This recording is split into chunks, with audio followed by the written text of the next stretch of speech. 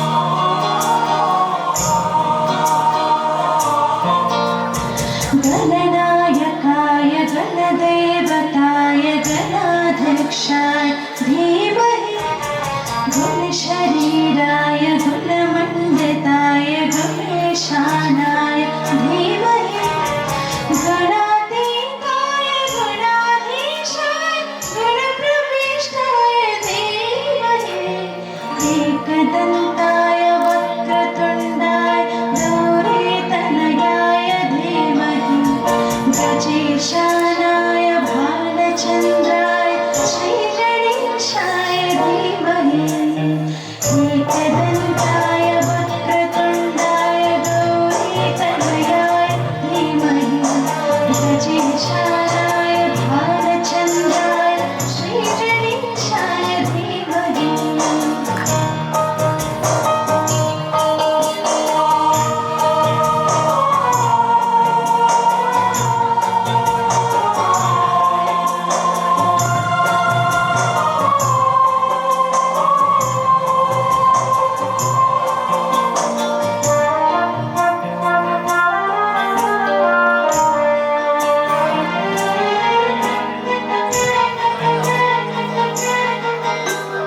गानचतुराय गानप्राणाय गानान्तरात्मने गानोत्सुकाय गानवत्ताय गानोत्सुकमनसे गुरुपूजिताय गुरुदेवताय गुरुकुलस्थायिने गुरुकृतमाय भीमप्रवराय गुरवे गुरुगुणवे गुरुनीतिकरक्षेत्रे गुरुधर्म सदाराध्याय गुरुपुत्रपरित्राते गुरुपाखण्डखण्डकाय गीतसाराय गीतगत्वाय गीतगोत्राय धीमहि गूढगल्पाय गन्धमस्ताय गोजयप्रदाय धीमहि गणातीताय गुणाधीशाय गुणप्रविष्टाय धीमहि एकदन्ताय वक्रतुण्डाय गौरीतनयाय धीमहि गजेशानाय भालचन्द्राय श्रीगणेशाय धीमहि एकदन्ताय वक्रतुण्डाय गौरीतनयाय धीमहि गजेशानाय भालचन्द्राय श्रीगणेशाय धीमहि श्रीगणेशाय धीमहि श्रीगणेशाय धीमहि। बोले गणपति महाराज की। और इसी के साथ प्रभु श्री राम को अगर हम भगवान राम की दृष्टि से ना देखें और सिर्फ एक पुरुष राम की दृष्टि से देखें, तो मैं श्री राम को पूरे भारतवर्ष की संस्कृति के रूप में देखती हूँ। ऐसे हैं हमारे प्रभु श्री राम। और एक बार प्रेम से पहले जयकारा लगाते, बोले प्रभु श्री रामचंद्र भगवान की। क्या बात है, हमारे ये नन्हे नन्हे बच्चे एकदम आग लगाए हैं आज, और आज इनकी प्रस्तुति आपके बीच में मेरे जस्ट बाद होगी। पायो जी मैंने राम रतन धन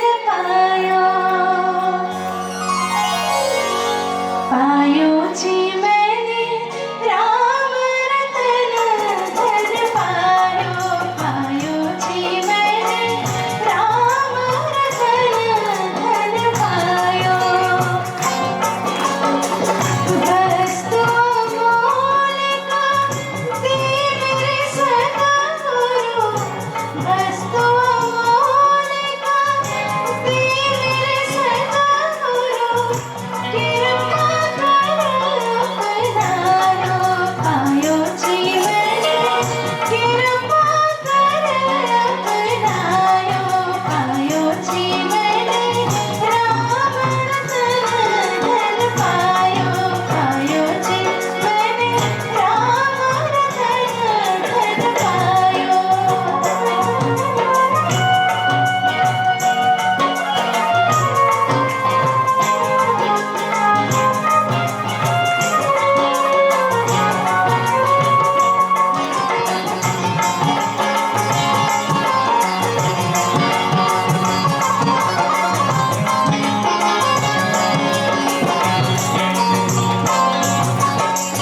हर जन खूने चोर न लूटे, हर जन खूने चोर न लूटे, दिन दिन बढ़ते सवारो, पायो जी मैंने दिन दिन बढ़ते सवारो, पायो जी मैंने राम रतन धन पायो, पायो जी मैंने राम रतन धन पायो।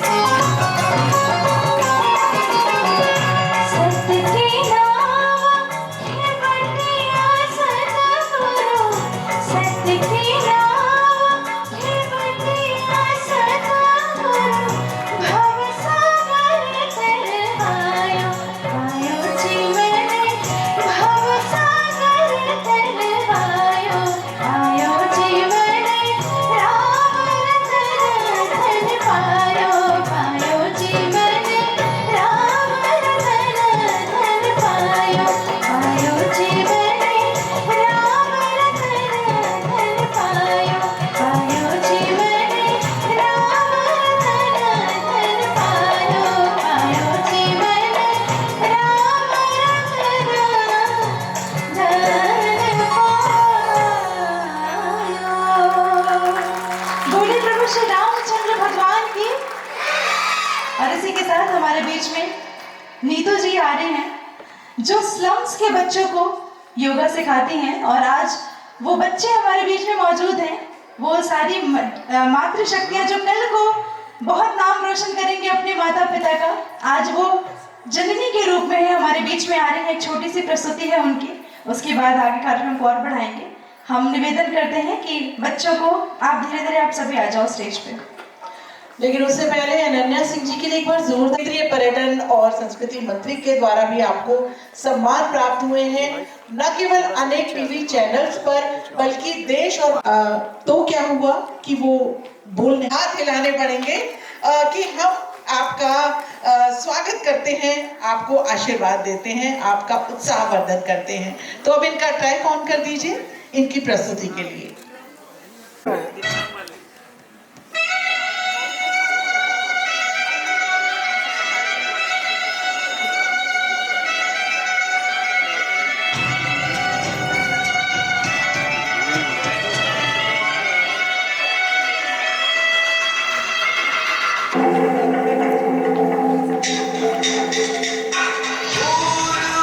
आकाश की गहराइयों में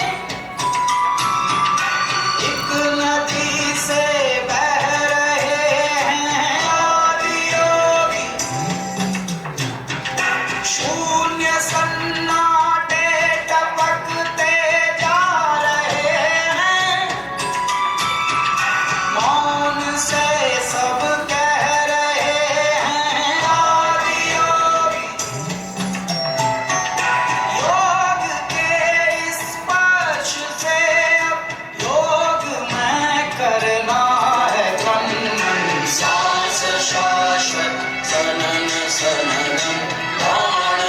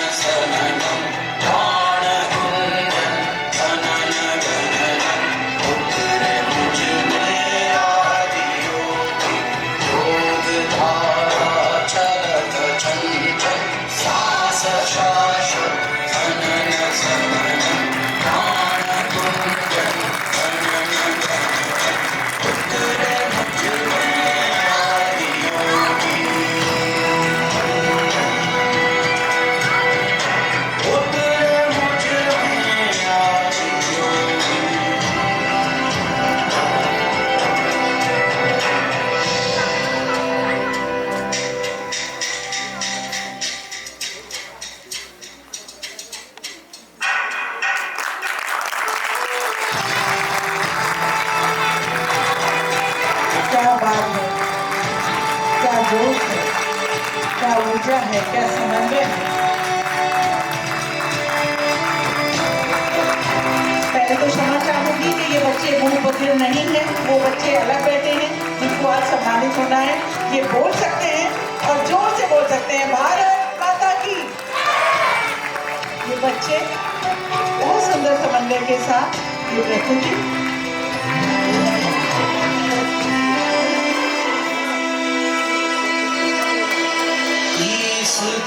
अस्तित्व मेरा और कर दो चूरा चूरा, पूर्ण होने दो मुझे।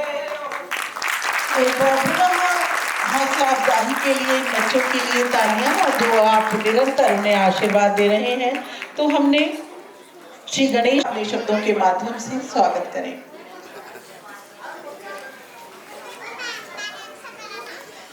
इस विशाल सभागार में उपस्थित जनशक्ति 5.0 ये कार्यक्रम की श्रृंखला बहुत लंबी है, एक बहुत बड़ी योजना है नारियों को सशक्त बनाने की, नारियों को स्वावलंबन देने की।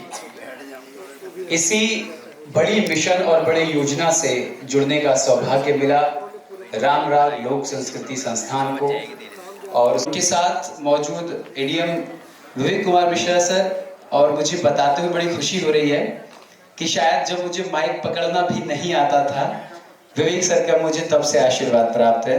तब आप बुलंदशहर में थे और विवेक सर से मैं 2015-16 में मुलाकात हुई, 17 में। उसके बाद सर ने मुझे बहुत मंच दिए। मैं सर आज मैं आपको प्रणाम करता हूँ। उनके बराबर में उपस्थित न्यूज़ इंडिया की डायरेक्टर परम आदरणीय हमारी भाभी माँ अवंतिका शर्मा जी, डॉक्टर अवंतिका शर्मा, मैं आपको प्रणाम करता हूँ। भाभी जी, आपको चरण करता हूँ, आपने समय निकाला। और न्यूज़ इंडिया 24/7 एक ऐसा न्यूज़ चैनल जिस न्यूज़ चैनल से मुझे एक छोटी सी पहचान मिली। मैं जीवन में दुनिया की किसी भी पर्दे पर रहूं, कहीं भी रहूं, लेकिन मेरी पहचान न्यूज़ इंडिया के एंकर के तौर पर हमेशा रहेगी। और ये श्रेय सिर्फ और सिर्फ मेरे परम आदरणीय बड़े भैया शैलेंद्र शर्मा और शालू भैया को जाता है, जिन्होंने मुझ पर विश्वास करके मुझे इतने बड़े मौके दिए। इसी चैनल पर रहते हुए मैंने कई चीफ मिनिस्टर्स के इंटरव्यू किए। इसी न्यूज़ इंडिया चैनल पर रहते हुए मैंने मिनिस्टर्स, सेंट्रल मिनिस्टर्स और कई बड़े ऐसे काम किए। एक छोटा सा जो काम है सर वो ये कि न्यूज़ इंडिया चैनल से माध्यम से मैंने कुंभ को हेलीकॉप्टर से कवर किया था। आज तक के बाद एक न्यूज़ इंडिया ऐसा चैनल था जिसने मुझे ये लिबर्टी दी कि मैं उस पूरे एक भव्य और विशाल आयोजन को हेलीकॉप्टर के माध्यम से कवर करूं। मैंने अभिनव सर को उस दिन दिखाया भी था। वो मेरे जीवन का एक बहुत बड़ा टर्निंग पॉइंट एक जर्नलिस्टिक करियर के लिए था।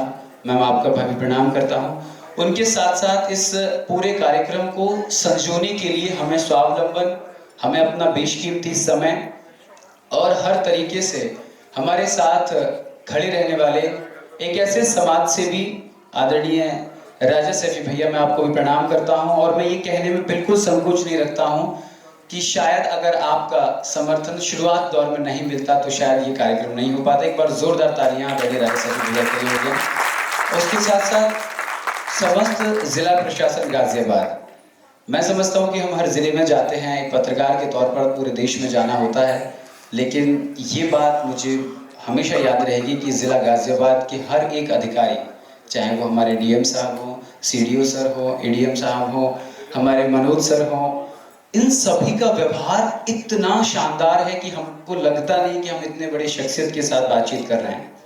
हमारे बीच सीडीओ सर मौजूद हैं। मैं इनके बारे में बताना चाहता हूँ कि आप अंतर्राष्ट्रीय एथलीट हैं। आपने इंग्लिश चैनल पार किया है, तैर के 35 किलोमीटर, उसके बाद फिर 40 किलोमीटर साइकिल चलाई। जब इनकी जीवनी के विषय में मैं पढ़ रहा था तो मेरी आंखें नम हो गई कि कोई व्यक्ति इतने बड़े ओहदे पर जाने के बाद, अंतर्राष्ट्रीय स्तर पर ख्याति प्राप्त करने के बाद इतना सरल कैसे हो सकता है। मैं सर आज आपकी जीवनी पढ़कर मैं ये कह सकता हूँ कि मैंने डॉक्टर एपीजे अब्दुल कलाम की जीवनी पढ़ी है, बिल्कुल सेम है। मैं आपको प्रणाम करता हूँ सर। साथ ही साथ आप छोटा सा संक्षिप्त में प्रकाश डालता हूँ मैं रामराग लोक संस्कृति संस्थान पर।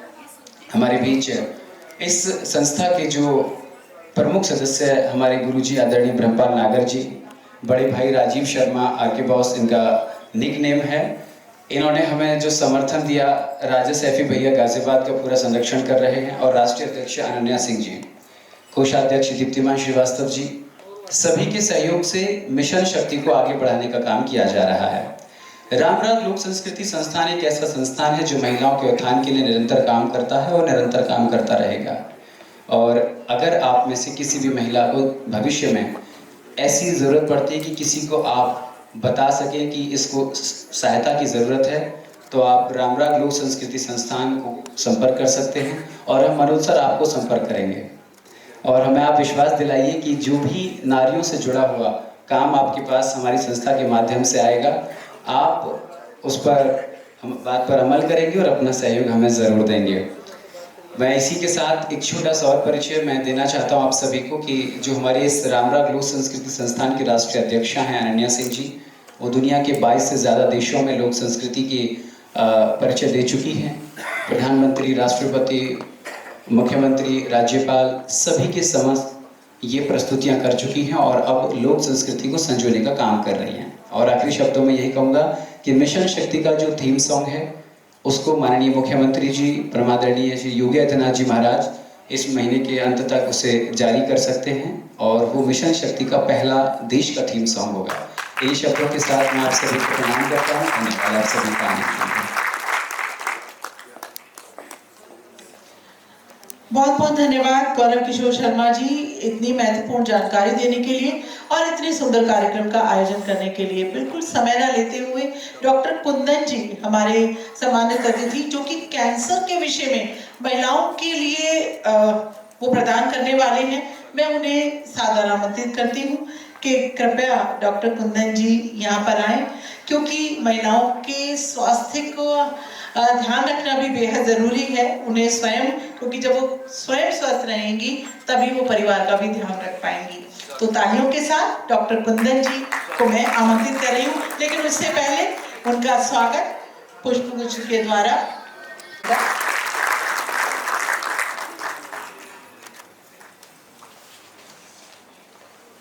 जी डॉक्टर कुंदन ये आएगा कि कैंसर क्या होता है, कैंसर से बचाव के उपाय क्या हैं। डॉक्टर कुंदन, मंच आपके हवाले।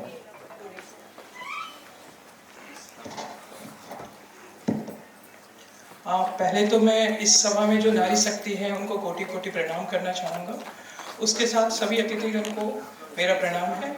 और साथ में जिला प्रशासन गाजियाबाद एवं रामराग लोक संस्कृति संस्थान को मैं एक आभार व्यक्त करूंगा कि जिन्होंने मुझे ये मंच दिया ताकि मैं लोगों के साथ इस विषय पे बात कर सकूं कि क्या है, कैसे जानेंगे, कैसे पहचानेंगे और कैसे बचाव कर सकते हैं।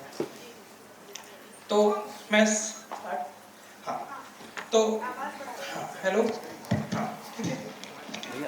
मैंने कोशिश करी है कि इसको कम से कम शब्दों में और कम से कम समय में इसको पूरा करूं, लेकिन महत्वपूर्ण जानकारियां दे सकूं। और ये मैंने सारी स्लाइड्स को हिंदी में ही रखा है ताकि मैं यूरी के कैंसर होता क्या है। एक तरह से जो हमारे शरीर के अंदर जो कोशिकाएं हैं वो लगातार उनमें बदलाव होते रहते हैं, कुछ बनते हैं, बीच में मेंटेन होते हैं और फिर धीरे धीरे जब जैसे उनका काम पूरा हो जाता है उनकी डेथ होती है और वो खत्म हो जाते हैं। तो ये एक सेल साइकिल होता है, लगातार चलता है। अगर इनमें कुछ बदलाव आता है, इनमें से कुछ ऐसी कोशिकाएं हैं जो अपने आप में अपनी तरफ से इंडिपेंडेंट होकर चलने लगती हैं, तो ये कैंसर का रूप लेती हैं। और जैसे जैसे इन कोशिकाओं का जी संख्या बढ़ती जाएगी वो एक गांठ का रूप लेती हैं और फिर धीरे धीरे पूरे शरीर में फैलती हैं।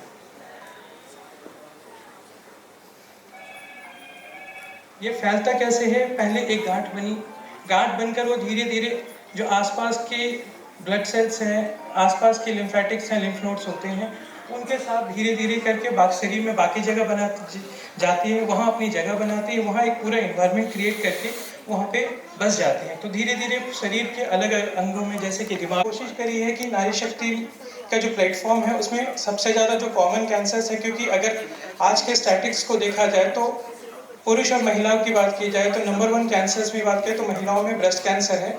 ओवरऑल भी इंडिया में अभी ब्रेस्ट कैंसर की प्रेवलेंस बढ़ती जा रही है। तो महिला और पुरुष की रेशियो में धीरे धीरे देखा जा रहा है कि महिलाओं के में कैंसर का जो इंसिडेंस है वो धीरे धीरे बढ़ता चला जा रहा है।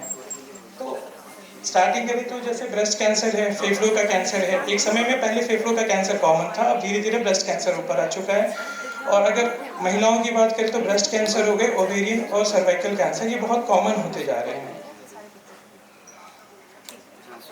तो अब जैसे है कि पहचाने कैसे कि क्या ये कैंसर है। कोई भी ऐसी चीज़ जो आपके शरीर में हो रही है लेकिन आपको बहुत परेशान नहीं कर रही, जैसे कि कोई गांठ या कोई घाव, दर्द तो नहीं हो रहा लेकिन ये ठीक नहीं हो रहा, या कोई ऐसा मस्सा है जो बढ़ रहा है, कोई दर्द नहीं है, या फिर आपके यूरिन में या फिर आपके स्टूल में कोई चेंज आ रहा है जो आपको लग रहा है कि ये अलग है, बट बहुत ज़्यादा, जैसे कि पेशाब के रास्ते खून तो आ रहा है, बच्चेदानी के रास्ते खून तो आ रहा है लेकिन दर्द नहीं हो रहा, लेकिन वो चीज़ आपके आज से पहले हुआ नहीं, तो एक एबनॉर्मल चीज़ है। दिक्कत ये होती है कि ये धीरे धीरे आते हैं तो आपको परेशान नहीं करते, लेकिन एक समय के बाद ये पूरे शरीर पे हावी होने लगते। तो जब परेशानी शुरू हुई या आपको लगता है कि आपके शरीर में कुछ गड़बड़ है, तो इन जो लक्षणों को पहचानना स्टार्ट करें। आप जैसे खाना आप तो खा रहे थे लेकिन अब भूख में कमी हो गई, या आप खा रहे हो लेकिन अब खाने में दिक्कत हो रही है, तो ये शुरुआती लक्षण है तो बहुत छोटे से, लेकिन अगर इस छोटे से लक्षणों पर सही समय पर ध्यान दे लिया जाए, होता क्या है कि हम अपने दिनचर्या में इतने बिजी होते हैं कि अपने ऊपर ही समय नहीं दे पाते। खास करके महिलाएं, अब बाहर का भी काम देखना है, घर का भी काम देखना है, लेकिन अपने आप पे समय देना मुश्किल हो जाता है, और जब तक ध्यान जाता है तब तक समय निकल चुका होता है। तो अगर सही समय पे अपनी नियमित जांच कराते रहें, अगर आपको लगता है कि आपके अंदर कोई दिक्कत है तो नियमित जांच करा ले, अगर कुछ हो तो उसका इलाज उसी समय संभव हो पाएगा। कभी कभी कुछ चीज़ें ऐसी होती, लगता है ये तो नॉर्मल है, लगातार खांसी हो रही है, क्या कोई गांठ बना है, लगता है ये नॉर्मल है, लेकिन हो सकता है क्योंकि आपको परेशान नहीं कर रहा इसलिए नॉर्मल है। लेकिन अगर उसके जांच के बाद पता चलता है कि हाँ ये तो एबनॉर्मल था, लेकिन समय के पहले चेक हो गया, डिटेक्ट हो गया, तो ट्रीट हो गया। तो कारणों की बात करें तो जो हेड नेक के कैंसर्स होते हैं, गले के, मुंह के, उसके कारण है कि हाँ तंबाकू खाए हैं, लेकिन उसके अलावा जो कारण है कुछ इन्फेक्शंस के कारण हो गए, जैसे सर्वाइकल कैंसर होते हैं, उसमें HPV का रोल है। और धीरे धीरे वैक्सीनेशन जिस तरह से आ गए हैं तो सही समय पे इनको रोका जा सकता है। उसके साथ बहुत कुछ कैंसर जो लेस देन 10% जो कैंसर्स होते हैं वो जेनेटिक होते हैं। तो अगर परिवार में किसी को कैंसर हुआ, आप अपने जेनेटिक स्क्रीनिंग करा लेते हैं तो आपको पहले से पता हो कि ये कैंसर होने के चांसेस हैं, तो सही समय पे उसको डिटेक्ट किया जा सकता है। अब रोकथाम की बात है, जो भी रिस्क फैक्टर्स होते हैं उन सबको कम किया जा सकता है। जो नॉन रिस्क फैक्टर हैं, लाइक कि आपका किसी तरह का तंबाकू, शराब या गुटखे का सेवन, या फिर जैसे अगर जेनेटिक है, आपको पता है रिस्क फैक्टर है, तो समय पे चेक करना। तो जो भी नॉन रिस्क फैक्टर अगर पता है कि ये हमारी फैमिली में या हमें कैंसर कर सकता है, उसको समय पे ठीक करना। या फिर किसी तरह का इन्फेक्शन जो आपके शरीर में है, उसको टाइमली वैक्सीनेट करके, टाइमली ट्रीट करके उसको ठीक करें तो रोका जा सकता है। तो जो अल्टीमेटली यही है कि अगर सही टाइम पे स्क्रीन कर सके, सही टाइम पे चेक कर सके तो ट्रीट कर सकते हैं।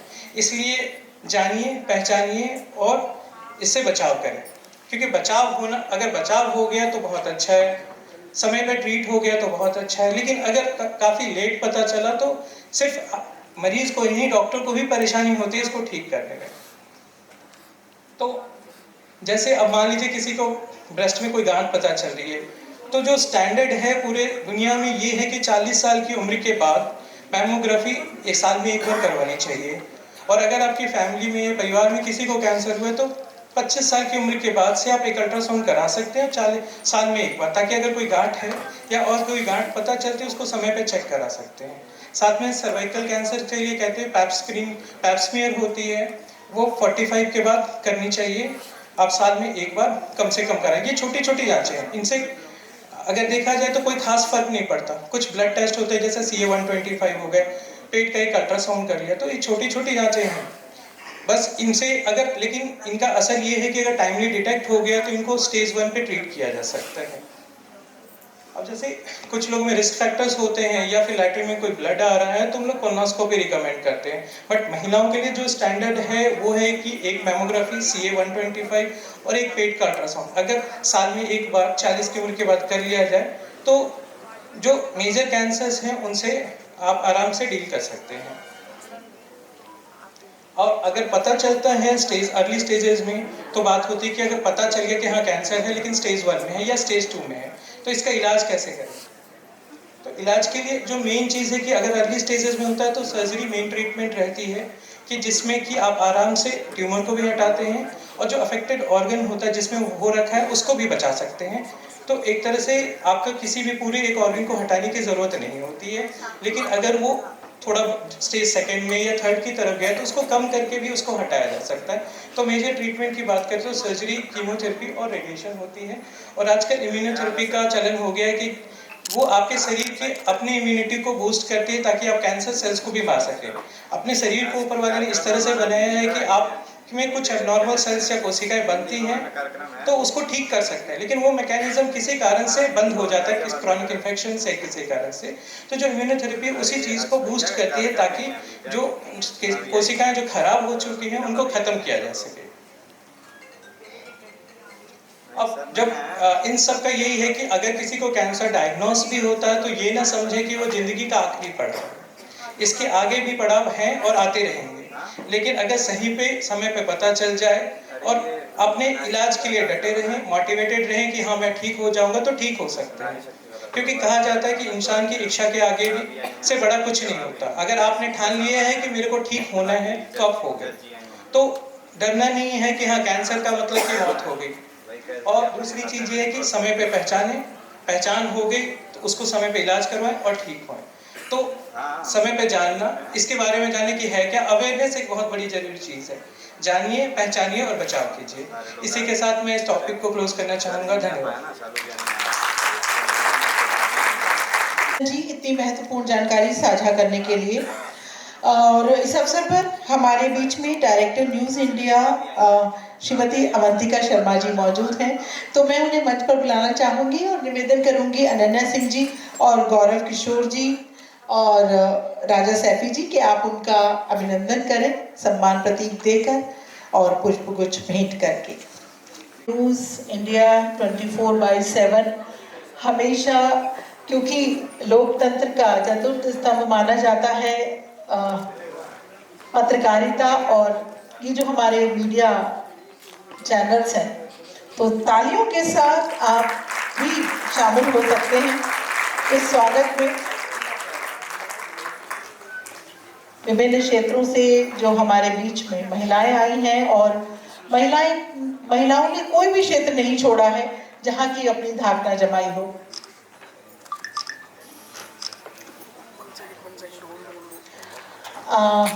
शैलेंद्र शर्मा जी जो कि न्यूज आप उनकी सम्मान प्रतीक, उनकी भी हमारा ये सम्मान, हमारा प्रणाम उन तक भी पहुंचेगा। तो ये तालियों के साथ ये सम्मान प्रतीक भी आप ही स्वीकार करें। और ये सम्मान समारोह आरंभ होने वाला है, लेकिन उससे पहले मैं निवेदन करूंगी मुख्य विकास अधिकारी महोदय श्री अभिनव गोपाल जी, जिनके बारे में गौरव किशोर शर्मा जी ने बहुत कुछ बताया और हम उसके अलावा जितना जानते हैं वो काम करते थे अपने आप को फ्रेश करने के लिए, तभी कोई व्यक्ति बनता है श्री अभिनव गोपाल। तो ऐसे मुख्य विकास अधिकारी महोदय को आपकी तालियों के साथ आज के इस कार्यक्रम के बारे में हमें शुभकामनाएं देने के लिए आमंत्रित कर रही हूँ।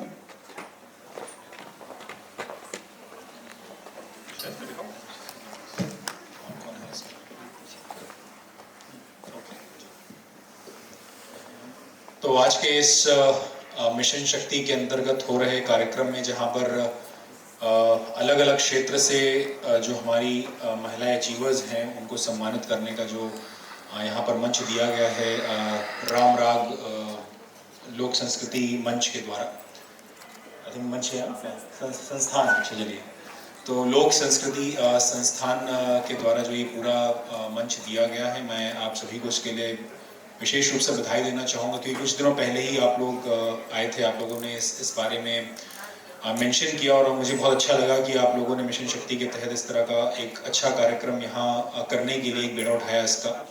और मैंने तुरंत फिर डिस्ट्रिक्ट प्रोबेशन ऑफिसर हमारे मनोज जी हैं, तो आपको मैंने तुरंत बोला, तो आपने पूरा इसमें सहयोग दिया और हिंदी भवन की समिति के द्वारा भी हमें ये हॉल जो उपलब्ध इतने कम समय में कराया गया। और जैसा कि मैं भी कुछ यहाँ पर देख पा रहा था, कुछ परफॉर्मेंसेस, बहुत अच्छी परफॉर्मेंसेस यहाँ पर हुई, बच्चों ने बहुत अच्छी परफॉर्मेंसेस दी। और जो हमारी मेन स्टार हैं इस प्रोग्राम के, अनन्या जी, आपने बहुत ही सुंदर आपने गायन किया शुरुआत में और काफ़ी अच्छा लगा, मतलब मुझे उम्मीद नहीं थी, हालांकि बहुत क्योंकि मैंने आपको भी सुना नहीं था पहले, लेकिन जिसे कहते हैं ना कि एक उम्मीद उस चीज़ की नहीं थी कि मतलब मुझे इतना अच्छा स्टैंडर्ड मिल जाएगा कि आई कैन से कि इसको मैं बार बार सुनना चाहूँगा। तो क्योंकि नॉर्मली हम लोग तो देखते हैं कि आजकल तो लोग बॉलीवुड और वो सब तमाम चीज़ें देखते हैं, तो आप उस स्टैंडर्ड को भी मैच करके उस तरह से गाना एक बहुत अच्छी बात है। और वाकई बहुत अच्छा लगा, आपका जो आपकी आवाज़ थी बहुत सुंदर थी और आप बहुत अच्छे तरीके ने आपने प्रेजेंट भी यहाँ पर किया है। और जो भी संस्थान के यहाँ पर हमारे मुख्य मैं कहूँगा स्तंभ हैं, गौरव हो गए और हमारे राज्य जी हो गए और ऑब्वियसली और भी जो हमारे यहाँ पर पदाधिकारी बैठे हुए हैं जिनके कारण आप सब यहाँ पे इस मंच पर हैं, तो मैं आप सबको बधाई दूंगा कि आपने इस तरह से ऐसे टैलेंट जो हमारे गौरव जैसे टैलेंट हैं जो ज़मीन से निकल के आए हैं, जो ज़मीन से जिन्होंने ज़मीनी हकीकत देखी है और जैसा गौरव भी मुझे बता भी रहे थे कि उन्होंने किस तरह की स्थितियाँ देखी हैं, अपने परिस्थितियाँ देखी हैं अपने समय में, जब फुटपाथ पे भी आप रहे और वहाँ पे भी आपने डेली आपने काम करके जो कहते हैं से हैंड टू माउथ वाली स्थिति में भी आप रहे और उस तरह की स्थिति से निकल के आप आज इस तरह के मंच पर, और आपने बताया कि कुंभ को सिर्फ 2 ही लोगों ने हेलीकॉप्टर से, और बल्कि मैं प्रयागराज से हूँ, मैं भी कभी कुछ सोचा करता हूँ कि शायद कभी मौका मिलेगा तो कभी कुंभ को ऊपर देखेंगे, लेकिन शायद जो कुंभ इस बार निकला मेरे ख्याल से बचपन से अब तक मैं था, वो 144 साल की जो बात भी कही जाती थी और मेरे ख्याल से इससे बड़ा कुंभ शायद पहले ना कभी हुआ था और शायद आगे भी ना हो शायद, लेकिन उम्मीद करेंगे हो, क्योंकि हम लोग आगे जाएंगे सर्विस में तो हम लोग ज़रूर कोशिश करेंगे। एक सपना ज़रूर है कि प्रयाग की नगरी में एक बार ज़रूर कुंभ में काम करने का मौका मिले मुझे भी। तो उसके लिए गौरव मैं आपको बधाई देना चाहूँगा कि आप उन चुनिंदा लोगों में से हैं जिन्होंने उस तरह से कवरेज किया। और मैंने आपकी कुछ क्लिप्स उस दिन देखी थी जब आप मुझसे मिलने आए थे, वाकई में बहुत बढ़िया तरीके से, जिस कॉन्फिडेंस से आप माइक पे बोलते हैं, जिस तरीके से आप प्रेजेंट करते हैं, वाकई में बहुत शानदार और बहुत अलग। तो इसलिए मैं आपको बधाई देना चाहूँगा। और डेफिनेटली मेरे ख्याल से हमें पूनम जी को बोलना चाहूँगा कि हम लोग ढूंढते रहते हैं, टैलेंट ढूंढते रहते हैं। तो हमें, जैसा आप अभी मंच पे बोल भी रही थी, तो हमें अब एक और ऐसा स्टार मिल गया है कि जो हम लोग उनको बुला कर बता सकते हैं, क्योंकि मनोज जी यहाँ पर हैं, तो मनोज जी जो नोएडा का भी चार्ज देख रहे हैं, तो नोएडा में भी आपके पास एक अच्छा स्कोप खुल गया है आपके माध्यम से कि आप वहाँ पे भी इस तरह की प्रस्तुति दे सकते हैं। और जिस चीज़ के हम यहाँ पर हैं, ऑब्वियसली हमारे जितने वुमेन अचीवर्स हैं अलग अलग क्षेत्रों में हैं, चाहे वो हेल्थ के क्षेत्र में हो, शिक्षा के क्षेत्र में हो, और इवन NGOs जो यहाँ पे चला रहे हैं। यहाँ पे मैं ऋचा जी को भी देख पा रहा था शायद कहीं बीच में, हाँ ऋचा जी बैठी हुई हैं। तो आप सब भी यहाँ पर हैं, तो वाकई में मेरे ख्याल से महिलाओं को हमेशा मानता हूँ, जो भी बता भी रहे थे शायद डॉक्टर साहब बता रहे थे अपने उसमें, कि सबसे ज़्यादा जो फेस करते हैं, जो अपने ऊपर शायद ध्यान नहीं दे पाते हैं, वो महिलाएं होती हैं। क्योंकि मैं सोशियोलॉजी का स्टूडेंट रहा हूँ, क्योंकि समाजशास्त्र मैंने अपनी इंजीनियरिंग कर IIT से करी थी, बट उसके बाद जब मैं IAS का एग्ज़ाम देने आया तो मैंने उसमें समाजशास्त्र का सब्जेक्ट चुना था। और उसमें ही मुझे एक तरह से कहेंगे कि मुझे मेरी आँखें खुली कि जो शायद मैं बचपन से कुछ चीज़ें जो मैं नहीं देखता था सामने होते हुए भी, उसके बारे में जब मैंने उसको एक समाजशास्त्र, जब सोशियोलॉजी, जब हम फेमिनिज्म के एंगल से देखते हैं या एक इक्वल राइट्स के एंगल से जब हमने देखना शुरू किया, तो बहुत सारी विसंगतियाँ और बहुत सारी ऐसी चीज़ें दिखी जो शायद कभी हमने देखी ही नहीं थी। और तभी एक शब्द आता है, सोशियोलॉजी में लोग इस्तेमाल करते हैं, ट्रिपल बर्डन।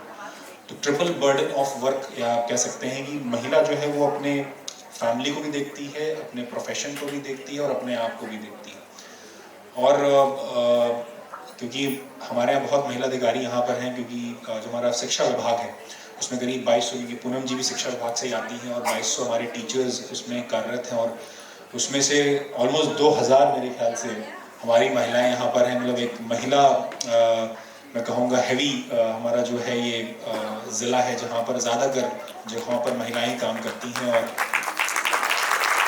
तो इसके लिए कहीं ना कहीं मैं इसलिए कह रहा हूँ, जो अचीवर्स हैं यहाँ पर, आप लोग कहीं ना कहीं एक रोल मॉडल के रूप में काम करती हैं, और इतनी चीज़ों को अपने साथ लेके चलती हैं, और उसको इंश्योर करती हैं कि काम भी आपका बढ़िया हो, अच्छा हो, और आपके परिवार में भी आप अपने बच्चों को भी पाल सकें और एट द सेम टाइम अपनी भी देखभाल कर सकें। तो जो डॉक्टर साहब ने बताया वो बहुत ज़रूरी है कि आप लोग इन चीज़ों को ज़रूर डायग्नोसिस पहले से करा लें। इस तरह कोई समस्या हो तो समय से आप इस चीज़ को करें। ये चीज़ बहुत तेज़ी से बढ़ रही है। और कैंसर के बारे में, क्योंकि मेरी फैमिली में भी 2-4 ऐसे मेरे बहुत क्लोज रिलेशन में ऐसी चीज़ें हुई, तो एक चीज़ मेरा एक ऑब्जर्वेशन है जो मैं मेरी वाइफ हमेशा डिस्कस भी करते हैं, क्योंकि कैंसर ज़्यादातर तभी होता है, जो हमने नोटिस किया है वो इस कारण होता है कि कहीं ना कहीं आपके अंदर एक नेगेटिव थॉट या कोई डर या कोई ऐसी चीज़ बहुत समय से आपके मन में चली आई हो, या कोई ऐसी इनसिक्योरिटी आपके मन में चली आई हो, और जो बहुत ज़्यादा आपको अंदर से खाती है। तो जब इस तरह कोई चीज़ आपके मन में चल रही होती है, तो ये इस तरह की जो कैंसरस तमाम चीज़ों की होने की संभावना भी आती है, ज़्यादा बढ़ जाती है। क्योंकि मैंने बायो इंजीनियरिंग से मैंने किया, तो मेरा जो मास्टर्स प्रोजेक्ट था, क्योंकि मैंने डुअल डिग्री किया था, 5 साल का हमारा कोर्स होता है, तो बीटेक के साथ along we get M Tech also. तो मास्टर्स का प्रोजेक्ट मेरा इसी में था, जो हमारी कैंसर को करने वाली जो हमारी स्पीशीज़ होती हैं, आई थिंक डॉक्टर साहब जानेंगे, रिएक्टिव ऑक्सीजन स्पीशीज़ हम लोग जब देखते हैं तो सुपर ऑक्साइड वगैरह जो चीज़ें होती हैं, तो उस पर मेरा रिसर्च था। और कहीं ना कहीं उनकी जब मात्रा तभी बढ़ती है जब आपके अंदर नेगेटिव थॉट्स या इस तरह की चीज़ें बहुत लंबे समय के लिए, बहुत देर के लिए खाती हैं आपको। और उसमें महिलाओं का सबसे ज़्यादा होता है, क्योंकि सबसे ज़्यादा बर्डन आप लोगों के ऊपर होता है, और उस बर्डन के कारण सबसे ज़्यादा जो समस्याएं भी हैं वो हमें इस तरह से महिलाओं के अंदर ब्रेस्ट कैंसर के रूप में या सर्वाइकल कैंसर के रूप में हमें मिलती है। तो आप, क्योंकि सब रोल मॉडल्स हैं, आप सब चैंपियंस हैं, तो आप लोगों के माध्यम से और भी जो महिलाएं हैं जो आपके क्षेत्र में काम करती हैं, चाहे वो शिक्षा के क्षेत्र में हो, तो उनको भी इस बारे में ज़रूर बताएंगी। और क्योंकि आप लोग चैंपियंस हैं, तो आप लोग का मैसेज जो है वो नीचे तक जब आप देंगे तो उसका एक इम्पैक्ट भी आएगा, एक अच्छा मैसेज, एक स्ट्रॉन्ग मैसेज नीचे तक जाएगा। तो मुझे वाकई में बहुत अच्छा लग रहा है कि मैं ऐसे चैंपियंस को आज सम्मानित करने का मुझे मौका मिलेगा, जो हमारे इस मैसेज को नीचे तक ले जाएंगी और व्यापक रूप से इस मंच को, जिस तरीके से ये मैसेज दिया जा रहा है, इस मैसेज को भी हम लोग व्यापक रूप दे पाएंगे। तो मैं पुनः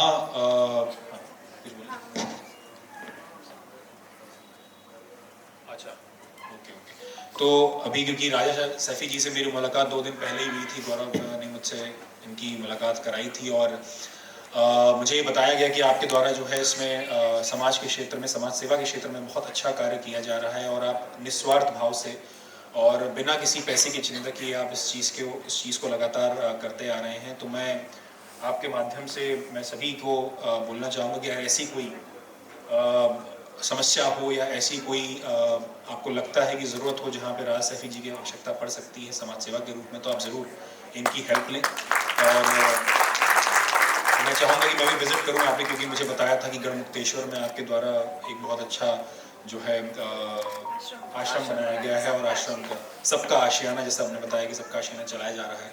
और मैं ज़रूर उसको देखना चाहूँगा। और वहाँ पे सभी वेलकम हैं, सभी इस तरह के लोग जिनको मौका नहीं मिल पाता है ज़िंदगी में, उस तरह की परिस्थितियाँ नहीं होती हैं उनकी, तो उनको इतना सजग बनाना, सशक्त बनाना आई थिंक वो राय जी के द्वारा किया जा रहा है। तो मैं आपको पुनः बधाई दूंगा और आप सबको भी इसके माध्यम से बताना चाहूँगा कि आप भी इनसे जुड़ें और इनके माध्यम से इस चीज़ का उत्थान करें। तो मैं पुनः आपकी लोक सॉरी राम राग लोक संस्कृति संस्थान को मैं पुनः बधाई देना चाहूँगा कि आपने इतना सुंदर कार्यक्रम यहाँ पर आयोजन किया और सभी जो हमारे चैंपियंस हैं उनको आप यहाँ पे सम्मानित करेंगे। Thank you so much.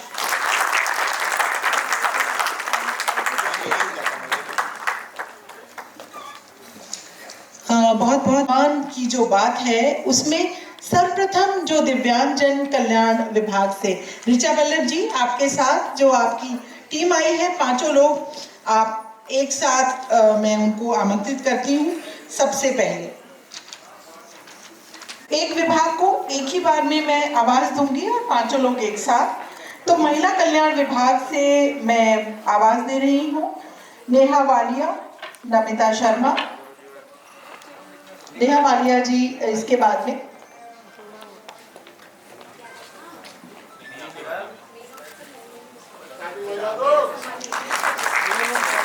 तालियां तभी आपकी बारी में भी बजनी है, ये याद रखिएगा।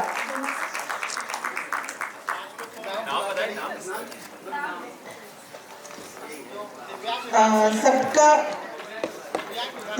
अंजू बंसल, बुलबुल जैन, नीतू कुमारी, अमिता कंबोज, मनीषा और ऋचा वल्लभ जी।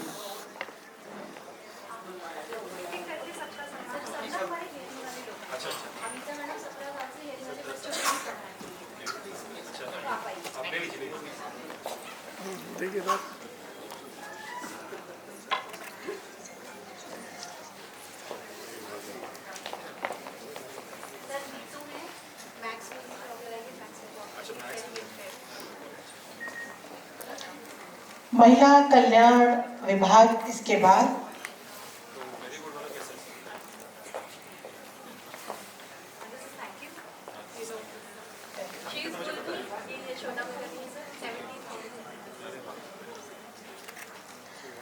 एक बार पुनः तालियां के साथ हम धन्यवाद करते हैं इस विभाग का, दिव्यांगजन कल्याण विभाग।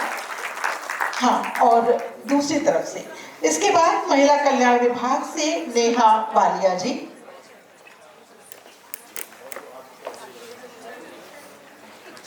महिलाओं के लिए जितनी भी कल्याणकारी योजनाएं हैं उन पर कार्य करने वाले ये महिला कल्याण विभाग और अनवरत ऐसी महिलाओं को ढूंढना और उनके लिए कार्य करना, ये काम करते हैं।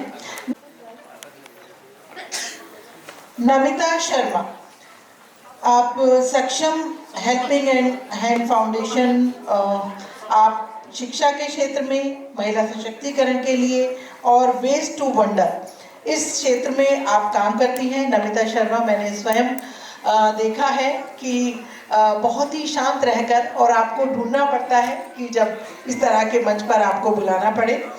तो नेहा वालिया जी,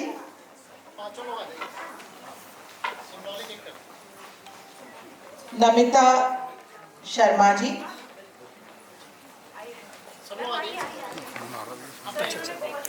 कनिका जी, अधीक्षिका विशेष दत्तक ग्रहण इकाई गाजियाबाद, दीपाली जी वन स्टॉप सेंटर से, और शिवानी जी CDPO मुरादनगर। तालियां बजती रहनी चाहिए। और सागर श्रीवास्तव, प्रोबेशन विभाग से आपका भी नाम यहाँ है क्योंकि आप सभी कार्य महिलाओं के सशक्तिकरण के लिए करते हैं, तो एक नाम आपका भी यहाँ पर सम्मिलित है।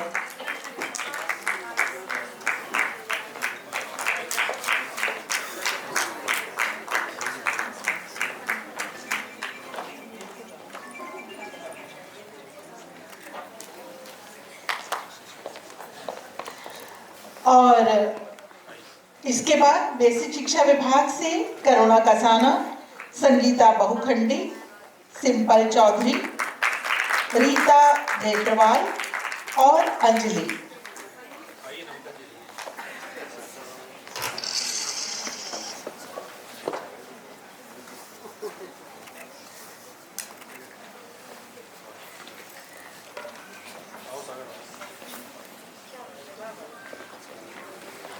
महिलाओं को आगे बढ़ाने के लिए पुरुषों का बहुत बड़ा हाथ है।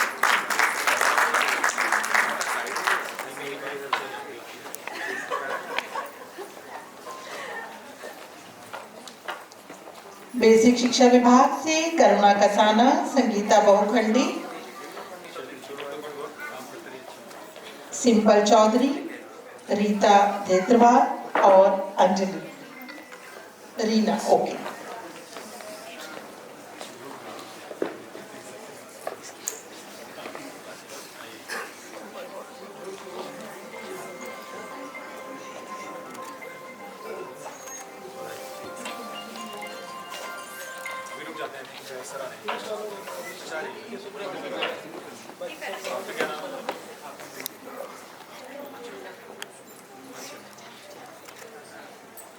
पूनम शर्मा मैम, बेसिक शिक्षा विभाग से प्लीज मैम। मैडम का भी कराना है क्या? अरे आप उनसे लीजिएगा, एडिशनल सीपी साहब।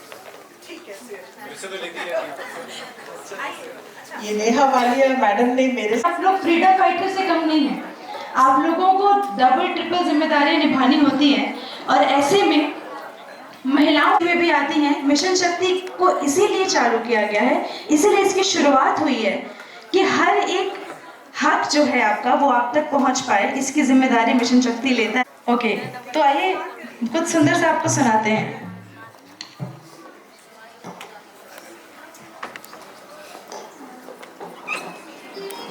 मणिहारन का भेष बनाया, शाम चूड़ी बेचने आया।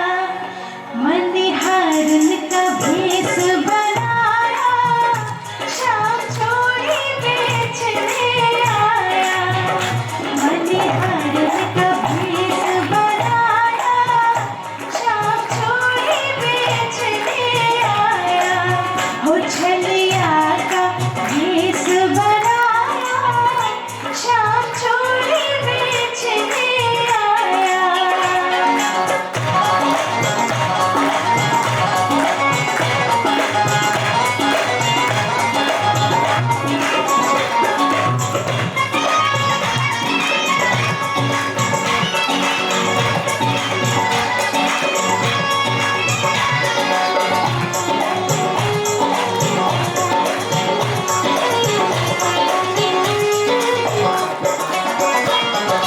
और देखिए क्या क्या कहा जा रहा है हमारे कन्हैया लाल के लिए, कैसे कैसे पंक्तियां हैं और वो क्या क्या रूप धर लेते थे, कैसे कैसे धर लेते थे, क्या क्या करते थे, इस भजन के माध्यम से आप तक पहुंचा रहे हैं।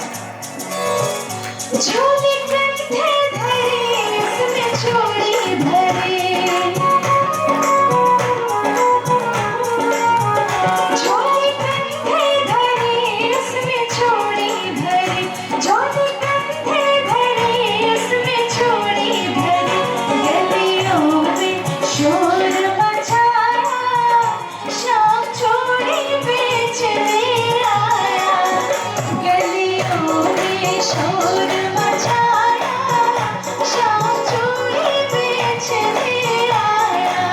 वो छलिया का भेष बनाया, शाम चूड़ी बेचने आया। कभी राम बन के, कभी श्याम बन के चले आना, प्रभु जी चले आना। कभी राम बन के, कभी श्याम बन के चले आना।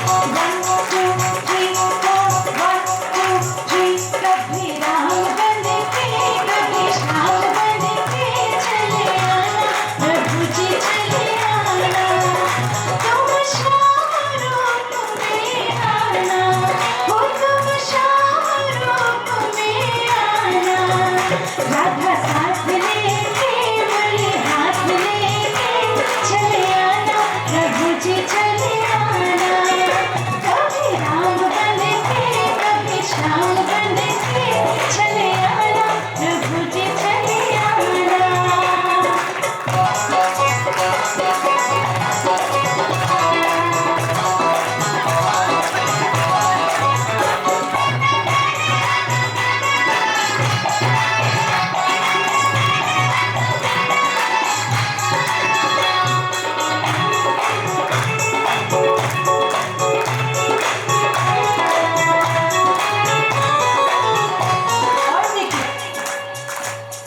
रात शाम सपने में आए, रात शाम सपने में आए, गई भी गई गई भी गई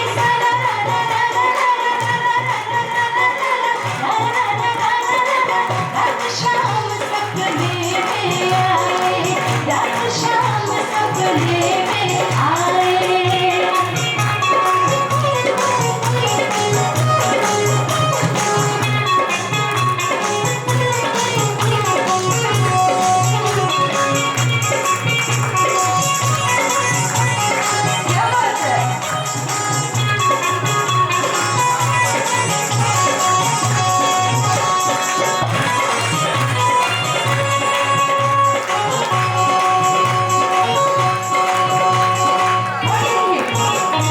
जब शाम ने खिड़की खोली, जब शाम ने खिड़की खोली, खिड़की पर गई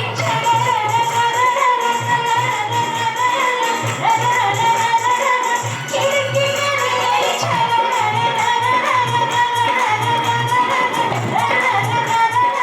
रात शाम सपने में आए, रात शाम सपने में आए, गई भी गई गई भी गई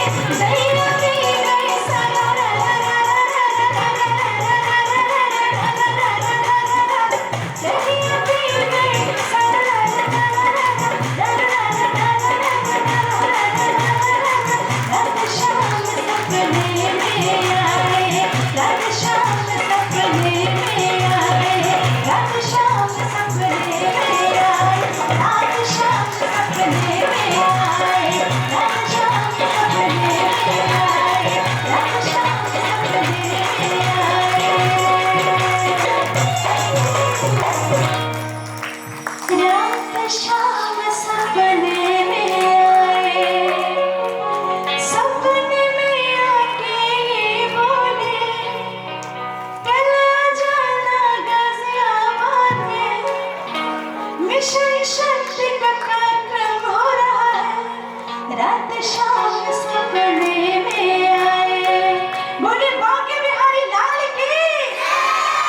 क्या बात है। एक बार जोरदार तालियां अनन्या जी के लिए। इतनी सुरीली आवाज, लग रहा था कि बस आप गाती रहें और हम सुनते रहें, लेकिन समय की एक सीमा होती है और सभी लोग यहाँ पर 12 और 12:30 बजे से यहाँ पर। मैं पुनः निवेदन करती हूँ, क्योंकि समय प्रबंधन को सबसे अच्छी तरीके से हमारे स्टूडियो साहब समझते हैं। सर, मैं पुनः आपसे, एडीएम साहब, आपसे भी मैं निवेदन करती हूँ, हमारी मैडम रीता सिंह जी, कृपा करके आप भी मंच पर आए। क्षमा परवीन, कार्यक्रम की अंतिम प्रस्तुति तक तो स्वास्थ्य विभाग से ये हमारे उत्कृष्ट कार्य करने वाली सभी महिलाएं, और बहुत जरूरी है, क्योंकि चाहे कुछ भी हो जाए, स्वस्थ रहना बहुत जरूरी है, स्वस्थ समाज के लिए भी और हमारे स्वयं के लिए भी।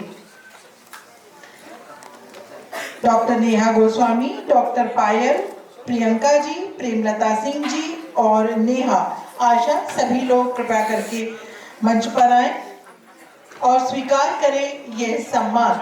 आज यह सम्मान आपके कार्य के लिए, जो अपने क्षेत्र में आपने किया है, सराहनीय कार्य किया है, उसके लिए आपको प्रदान किया जा रहा है। इसके बाद समाज कल्याण विभाग के लोग तैयार रहें।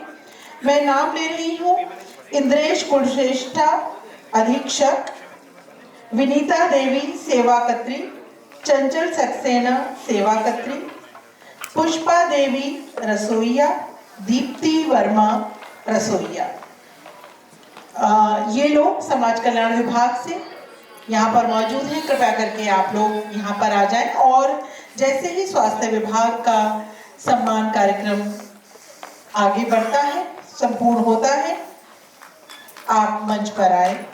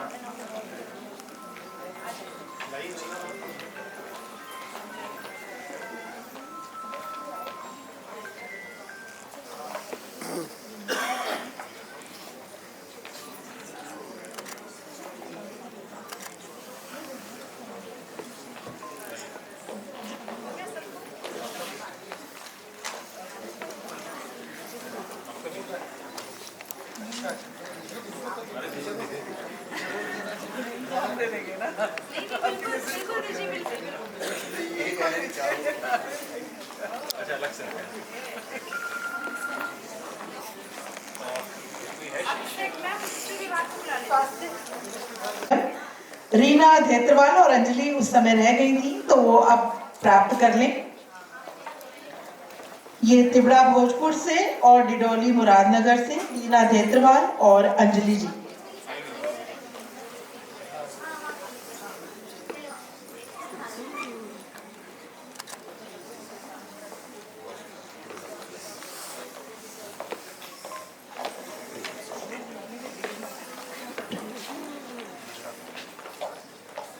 और इसके बाद समाज कल्याण विभाग से इंद्रेश कुलश्रेष्ठा अधीक्षक,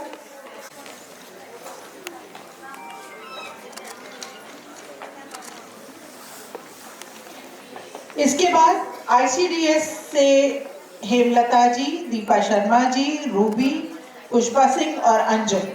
कृपया करके आप सभी एक साथ इसके बाद में आए और स्वीकार करें ये सम्मान।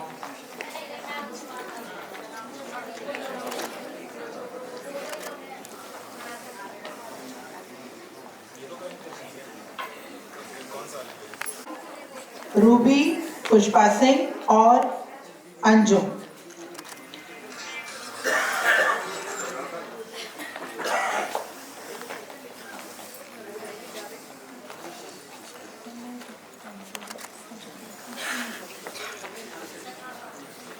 आईसीडीएस से इसके बाद आप प्लीज आइए। आप लोग जल्दी से जल्दी ये सम्मान प्रतीक मंच तक पहुंचाएं।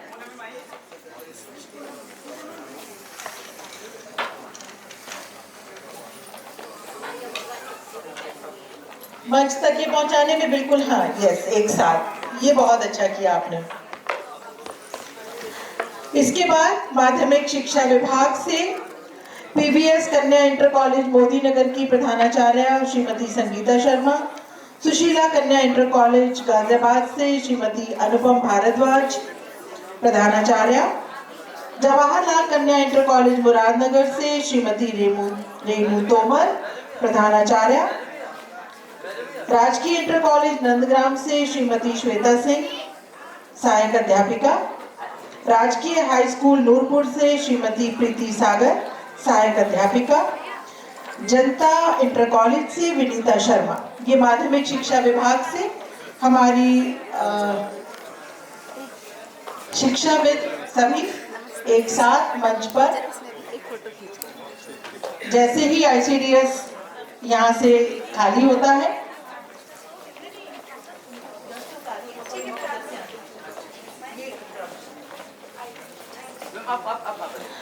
निवेदन करूंगी कि जो लोग सम्मान लें वो दूसरी साइड से उतर कर जाएं और जो प्राप्त करने वाले हैं वो यहाँ सीधे हाथ से यहाँ से अंदर आए।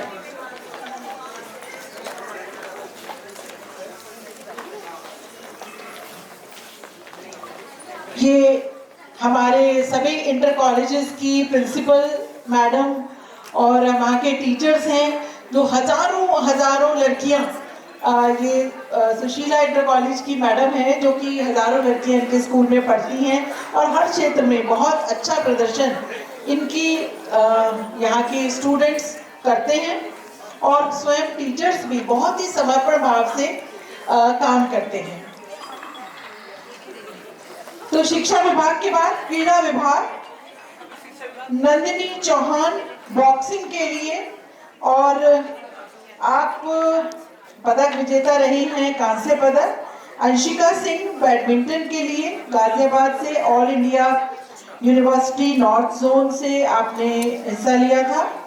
भावना यादव बैडमिंटन के लिए all India university north zone के, और राधिका बैडमिंटन और फुटबॉल सॉफ्टबॉल दोनों के लिए, ये राधिका जी जो हैं ये स्वर्ण पदक विजेता हैं।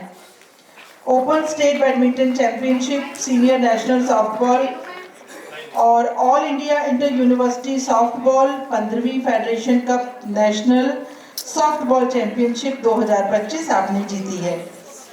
तो ये हमारे खिलाड़ियों के लिए तालियां हो जाएं भाई, क्योंकि जब बात पदक की होती है तो हम बड़े दिल से चाहते हैं कि हमारे इंडिया का नाम पदक तालिका में कहां पर दिखाई दे रहा है। तो शिक्षा के साथ साथ खेल भी बहुत जरूरी है, तो अपनी स्वयं भी और अपनी बेटियों को भी जरूर खेल में हमें आगे बढ़ाना चाहिए। घर का काम तो होता रहेगा, जब जरूरत होती है तो हो ही जाता है। और इसके बाद मैं पुलिस विभाग के हमारे सम्मानित महिलाओं को बुला रही हूँ। टीना रानी, नमिता चौधरी, काजल गोस्वामी, आरजू सिकरवार और पिंकी, पुलिस विभाग। और आप आज के दिन स्वीकार कीजिए, बाकी आप दोनों भी कृपया करके आए और स्वीकार करें यह सम्मान जो आपके कार्यों के लिए। एक ग्रुप फोटो बाद में सभी का होगा, तो कोई भी ऐसा ना करे कि सम्मान लेकर कि हमारी बारी पूर्ण हो गई और हम जा रहे हैं, ऐसा ना करें, निवेदन करती हूँ आपसे। और उसके बाद में सूक्ष्म जलपान भी है, तो वह भी आप लेने के बाद ही यहाँ से प्रस्थान करें। पुलिस विभाग से मोनिका त्यागी, राधा स्वयं सहायता समूह बैंक सखी, मोनिका रौनक स्वयं सहायता समूह बैंक सखी, प्रिया राधे राधे स्वयं सहायता समूह, सपना राधे राधे स्वयं सहायता समूह, नीलम शिव स्वयं सहायता समूह।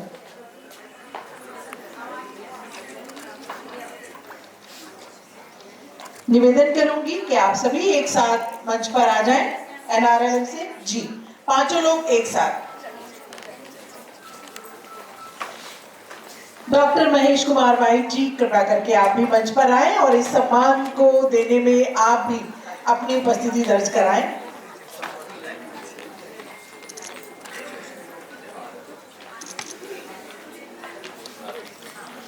पर्यटन एवं संस्कृति विभाग से मुक्ता वार्ष्णेय जी,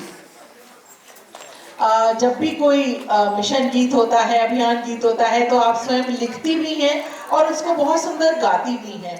अनेक जगह पर आपकी प्रस्तुति हो चुकी है और संस्कृति विभाग से आपको नामित किया गया है आज के दिन सम्मानित किए जाने के लिए। मुक्ता वार्ष्णेय जी, और केवल आप ही नहीं, आपका पूरा परिवार संगीत को समर्पित है।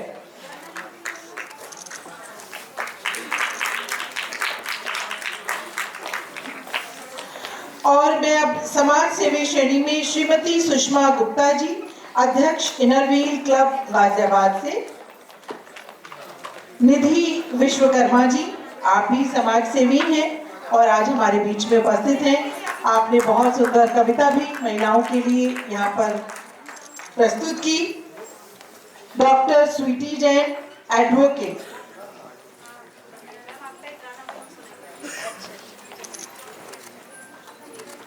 दीपा सिरोही जी, आप भी समाज में हमेशा कार्य करती हैं जहां पर उनकी जरूरत होती है। श्वेता शर्मा, आपका भी स्वयं सहायता समूह है, श्वेता शर्मा जी।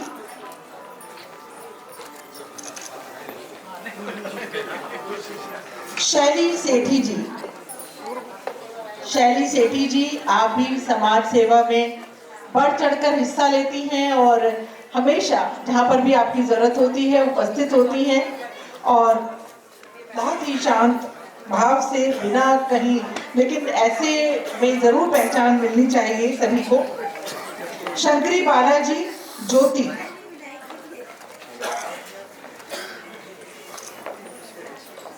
ये सहयोग कम टुगेदर संस्थान से हैं। और विजया कसाना जी,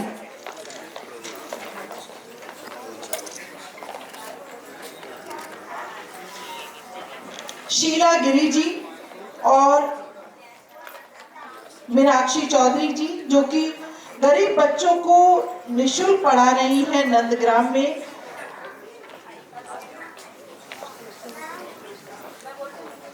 शीला गिरी जी और मीनाक्षी चौधरी जी।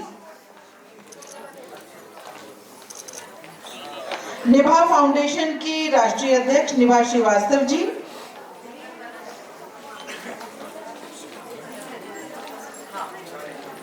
श्वेता शर्मा जी और डॉक्टर दिव्या शर्मा जी।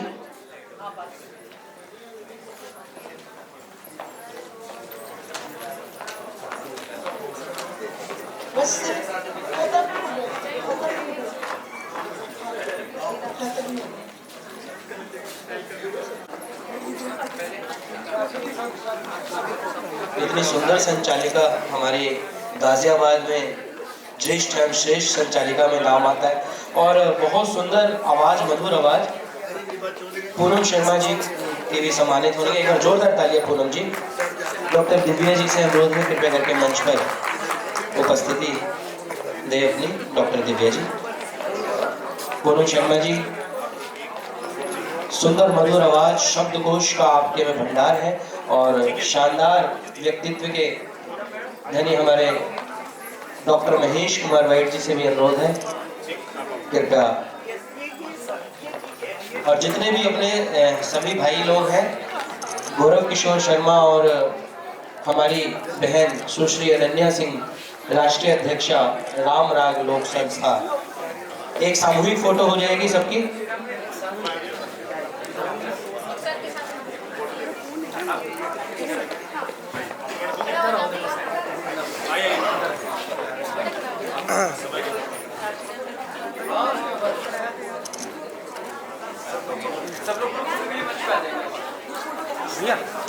जिनको वो मिला हुआ है ट्रॉफी, सभी मंच पे एक साथ एक ग्रुप फोटो के लिए एक साथ सभी मंच पे आ जाइए, कुछ नीचे खड़े हो जाएंगे।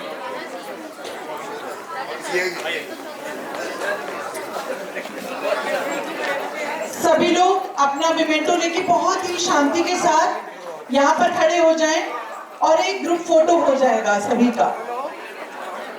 जब तक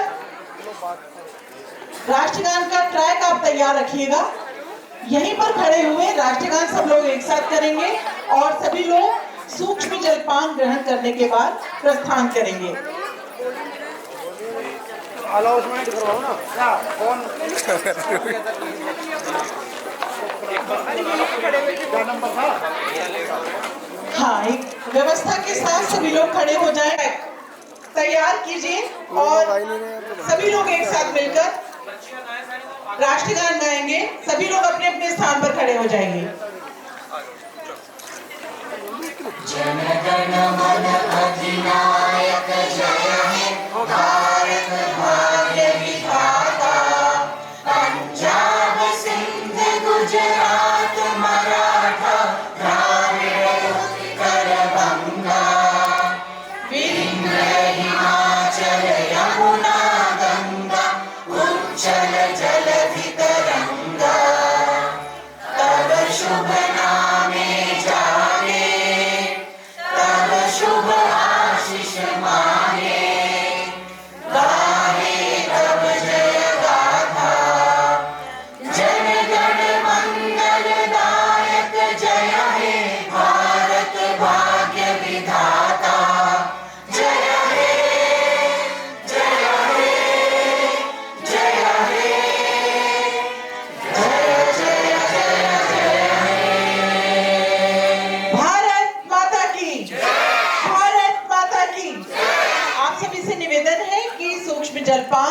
प्राप्त करने के बाद ही यहाँ से प्रस्थान कीजिएगा। हम बहुत बहुत धन्यवाद और आभार व्यक्त करते हैं सीडीओ साहब का इतना समय दिया।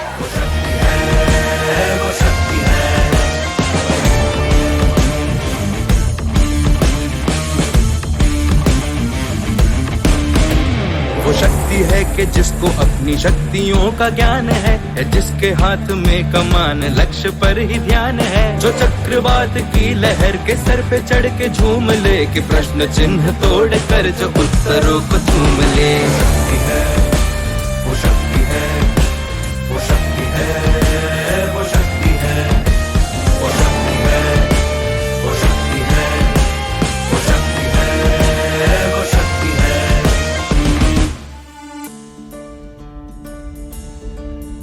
जो आग और बर्फ दोनों साथ लेके चलती है, जो तीर में बदलती है, जो ढाल में भी ढलती है, जो एक पल में अग्नि है, जो एक पल में नीर है, जो पत्थरों की स्याही से